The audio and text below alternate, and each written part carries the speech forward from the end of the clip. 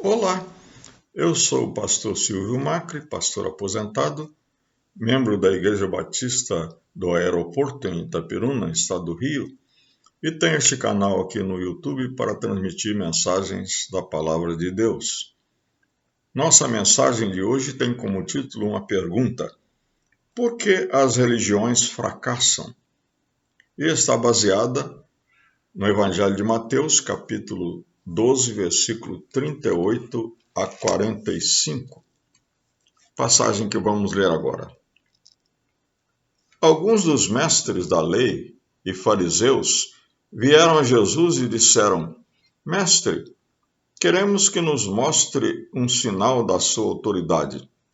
Jesus, porém, respondeu: Vocês pedem um sinal porque são uma geração perversa e adúltera. Mas o único sinal que lhes darei será o do profeta Jonas. Pois assim como Jonas passou 3 dias e 3 noites no ventre do grande peixe, o Filho do Homem ficará 3 dias e 3 noites no coração da terra. No dia do juízo, os habitantes de Nínive se levantarão contra esta geração e a condenarão, pois eles se arrependeram de seus pecados quando ouviram a mensagem anunciada por Jonas. E vocês têm à sua frente alguém maior do que Jonas. A rainha de Sabá também se levantará contra esta geração no dia do juízo e a condenará, pois veio de uma terra distante para ouvir a sabedoria de Salomão, e vocês têm à sua frente alguém maior do que Salomão. Quando um espírito impuro deixa uma pessoa, anda por lugares secos à procura de descanso, mas não o encontra. Então diz: Voltarei à casa da qual saí. Ele volta para sua antiga casa e a encontra vazia, varrida e arrumada. Então o espírito busca outros 7 espíritos, piores do que ele, e todos entram na pessoa e passam a morar nela, e a pessoa fica pior do que antes. Assim acontecerá com esta geração perversa. Por que as religiões fracassam? Estes homens que procuraram Jesus, mestres da lei e fariseus, eram extremamente religiosos. Aliás, os fariseus eram os homens mais religiosos do seu tempo.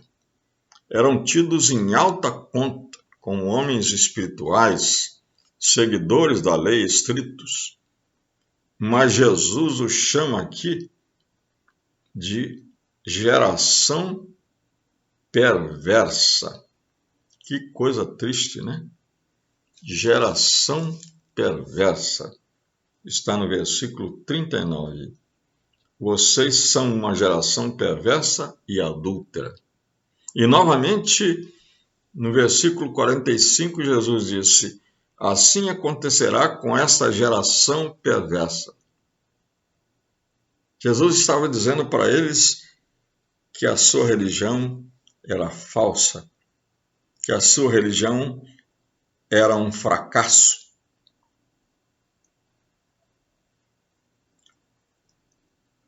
Nós sabemos que, apesar de terem todas as condições de conhecerem a palavra de Deus, de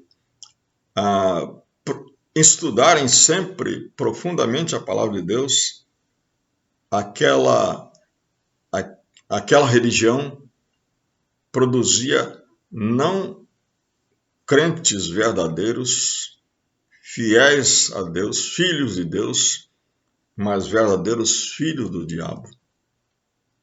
Lá no Evangelho de João, capítulo 8, Jesus diz àquelas pessoas que estavam criticando, ele diz: Vocês dizem que são filhos de Abraão, mas na verdade vocês são filhos do diabo.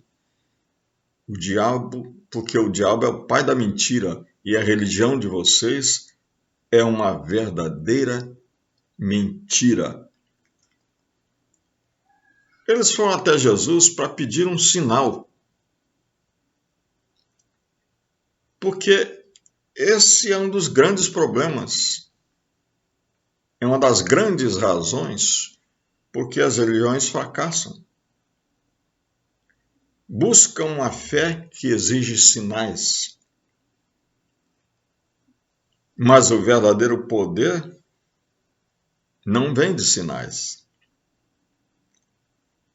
Talvez mais do que em qualquer outra época, nós estamos assistindo hoje o crescimento, o surgimento de igrejas que pregam sinais e maravilhas, milagres, ações espetaculares.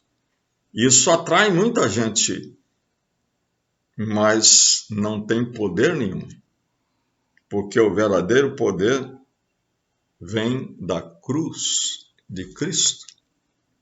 O apóstolo Paulo diz na carta aos Coríntios, no capítulo 1, versículo 18, ele diz, vamos ler aqui para vocês, é muito importante conhecer a palavra de Deus. Ele diz assim, a mensagem da cruz é loucura para os que se encaminham para a destruição, mas para nós que estamos sendo salvos, ela é o poder de Deus. É na cruz que existe poder para nós termos uma fé verdadeira. Interessante que Jesus usa aqui uma figura do profeta Jonas. O profeta Jonas era tido em alta conta pelo povo judeu. Então Jesus diz, pois é, vocês conhecem a história de Jonas. Jonas foi para Nínive, uma cidade pagã, pregou lá e as pessoas se arrependeram, creram na mensagem dele e se arrependeram. E Deus perdoou. E Deus não os destruiu como tinha prometido na mensagem de Jonas. Isso é importante, porque a verdadeira religião é aquela que produz arrependimento. Arrependimento de quê? Do pecado, da perdição, livramento da morte, salvação. Isto só é possível através da cruz de Cristo.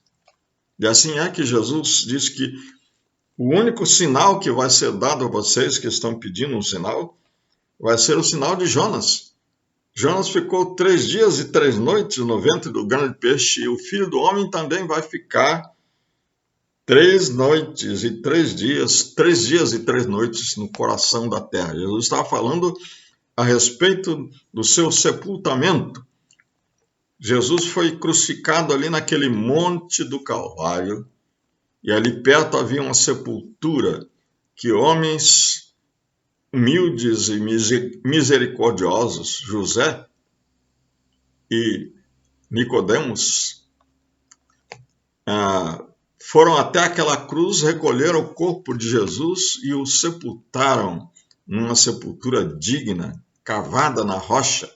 Mas Jesus não ficou naquela sepultura, porque a morte não podia retê-lo. A morte não podia vencer Jesus. Jesus derrotou a morte através da cruz. Venceu Satanás. Derrotou a condenação que havia. O apóstolo Paulo diz, o salário do pecado é a morte, mas o dom gratuito de Deus é a vida eterna em Cristo Jesus, nosso Senhor.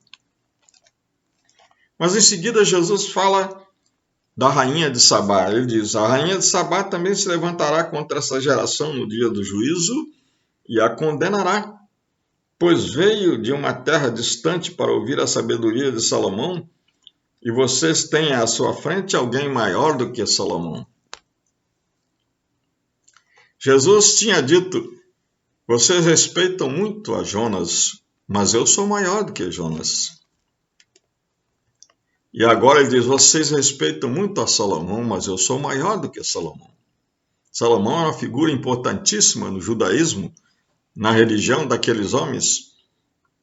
Eles estudavam detidamente Os escritos de Salomão no livro de Eclesiastes, no livro de Provérbios e em outras partes da Bíblia, Salomão era tido como o homem mais sábio da sua época, mas conhecimento não muda ninguém. As religiões fracassam por causa disso, porque ensinam que o homem será aperfeiçoado pelo conhecimento. Há religiões, inclusive, que dizem, não há pecado. O homem tem algumas imperfeições, ele tem problemas, então ele será aperfeiçoado pelo conhecimento. O judaísmo tinha pecados terríveis no passado, pecado de idolatria, rebelou-se contra Deus, adorou outros deuses falsos e Deus puniu aquele povo de Israel, levando-o para o cativeiro na Babilônia. Mas lá na Babilônia eles resolveram voltar para Deus, só que voltaram da maneira errada. Homens como Esdras e outros líderes, que até eram homens justos, eles guiaram o povo de volta para a palavra de Deus. Mas os seus sucessores transformaram essa volta à palavra de Deus apenas numa volta do conhecimento da lei de Deus, da meditação da lei de Deus, do ensino da lei de Deus, mas entendendo que o homem seria libertado pelo conhecimento da lei. Ninguém é libertado pelo conhecimento da lei. As religiões fracassam por causa disso. Não é? Precisamos ir para Jesus. Jesus é maior do que Jonas, Jesus é maior do que Salomão, Jesus é maior do que todo mundo. Mas as religiões também fracassam porque elas não conseguem regenerar o ser humano, transformar o ser humano. Reformar só não basta. Regras e preceitos espirituais não transformam ninguém. Jesus e o seu evangelho não vieram para pôr remendo numa roupa velha. O evangelho não é um remendo. O evangelho é uma roupa nova. Jesus veio para regenerar o homem, mudar o homem completamente. A religião judaica era cheia de preceitos. Eles tinham inventado mais de 600 preceitos. E em uma certa ocasião eles foram condenar Jesus e os seus discípulos, porque, segundo eles, os discípulos de Jesus estavam comendo sem lavar as mãos. E Jesus diz, pois é, o seu preceito de lavar as mãos é apenas um rito religioso. Mas o que o homem come, o que entra no homem, não contamina o homem. O que contamina o homem é o que sai do homem, que vem do coração do homem, que são os adultérios, as perversidades, o ódio, o crime, a desonestidade, a mentira, a falsidade, a deslealdade. Tudo isso vem de dentro do homem. E o homem precisa ser mudado de dentro para fora. Jesus conta até uma parábola aqui. Ele diz que quando um homem é libertado de um demônio, mas não é regenerado, então aquele demônio depois volta para ele e leva outros 7 demônios, piores do que ele, para habitar no coração daquele homem.